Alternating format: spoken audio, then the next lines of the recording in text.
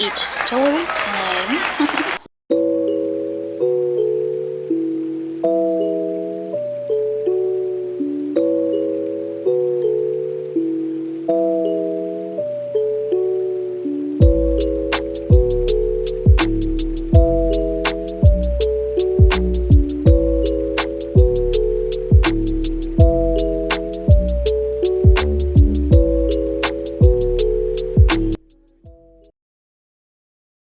Peter, exclaimed Miss Agatha as she rushed down to him and hugged him amidst the crowd.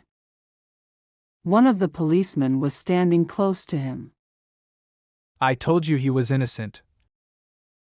Someone in the crowd spoke.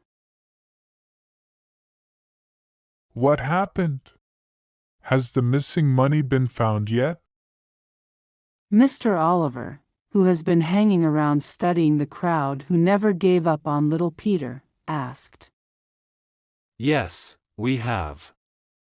Your grandson, Tony, had stolen the money and handed it to one of his friends to keep for him. His friend did keep it safe. And, here it is. The policeman said, handing a bunch of money to Mr. Oliver.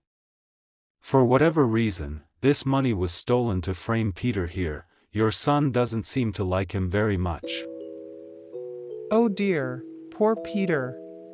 Mrs. Rhea exclaimed and turned to Peter. Son, I'm so sorry for all this. Please forgive us if you can. She said and wiped off the tears in her eyes. It's okay, Mrs. Rhea. I'm glad they found your money. Mrs. Rhea looked at him adorably and hugged him tenderly. A week later, Mr. Rhea and her husband signed the document that gave them parental rights over Peter. They adopted Peter as their son. As they left the orphanage, the neighbors hugged him in turns, while some waved at him and others wiped the tears from their eyes. They were all going to miss him and his kindness. But Mrs. Rhea had promised to let him visit the orphanage during the holidays and spend a few days with them. Sometimes. Peter had mixed feelings as he parted with the people he had grown up loving. But he was excited to start a new life with his new parents. He had always wished to have one but never knew it would ever be possible. But his good attitude has made it happen, according to Miss Agatha. Thank you, God. He muttered, looking at the sky. Tony was bailed out of police custody 2 days after he was arrested.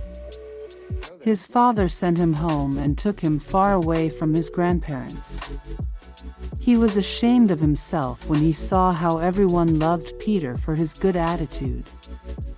And now he will be his relative. He felt remorseful and apologized to him in the presence of his family. They forgave him before he left with his dad.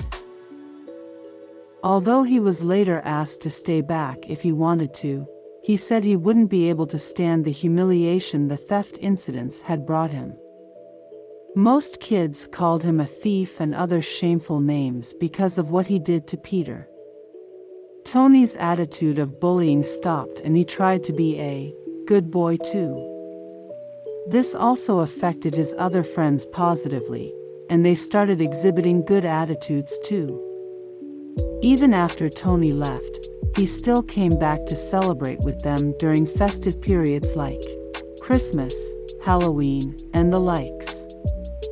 Tony, up to this day, would always tell those around him of a boy who changed his life positively and made him a good person.